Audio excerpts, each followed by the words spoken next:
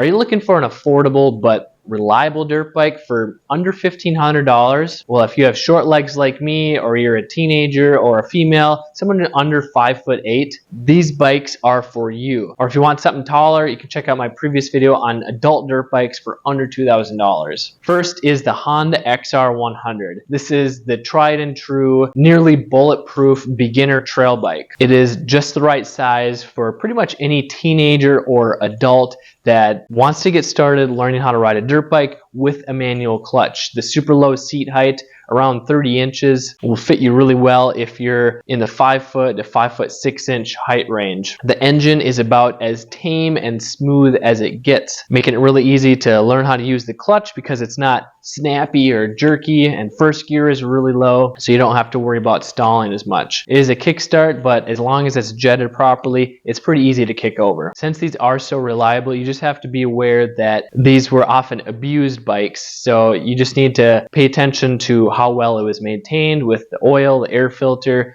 just looking over the bike really well so you don't end up with a pile of junk. Bike number 2 is the Suzuki DRZ 125. They started making these around 2003, I believe, and made them for almost 20 years. And it's very similar to the XR100 because it's a 125cc air-cooled trail bike that has a super reliable and smooth and easy to ride engine with a nice low seat height. It's kickstart only, and they originally made the small wheel and then they updated to the large wheel, which the small wheel has the 16 and 14-inch wheels, where the large wheel or the big wheel has 19 and 16-inch wheels and tires. The seat height is like 1.5 inches difference, so the small wheel is better if you're like 4'8" to 5 foot tall, and the big wheel is better if you're like 5 foot to 5'4" tall. The big wheels handle the terrain, the obstacles on the trail a little bit better because the bigger wheels roll over them better, and the longer wheelbase is a little bit more stable. And if you don't want to waste hours researching what the best bike or gear is, or knowing what to look for, and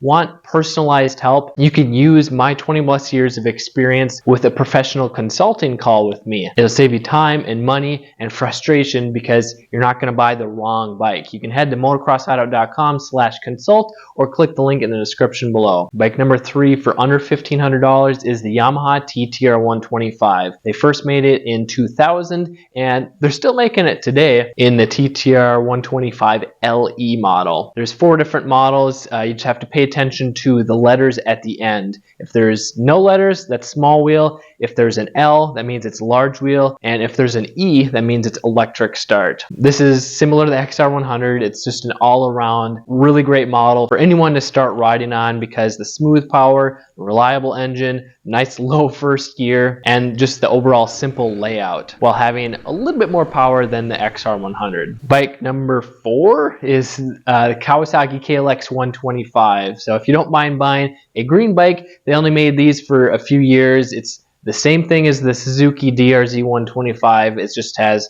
green plastics. They're going to be harder to find because not many of them were made, and some of them are pretty beat up because they're getting old and they might not have been taken care of very well. But if it is clean, well maintained, it's a super solid beginner bike. Bike number 5 is the Honda CRF 150F. This is a little bit bigger, wider, longer than the XR100. This is a little bit better if you're a bigger teenager or female because it has a little bit more power, a little bit more stability, a little bit more length than like the XR100 or even the 125s. So if you're not ready for a full-size bike, the CRF 150F is a great choice. And the first generation was from 03 to 05, where it had kickstart, where it was based off of the CRF 230F. And then they updated it in 06 with electric start only, and it stayed the same until it's discontinued in 2017, I believe. Now it's time to pick out your riding gear without breaking the bank. So subscribe or watch the next video here on budget beginner dirt bike gear that's going to keep you safe without breaking the bank.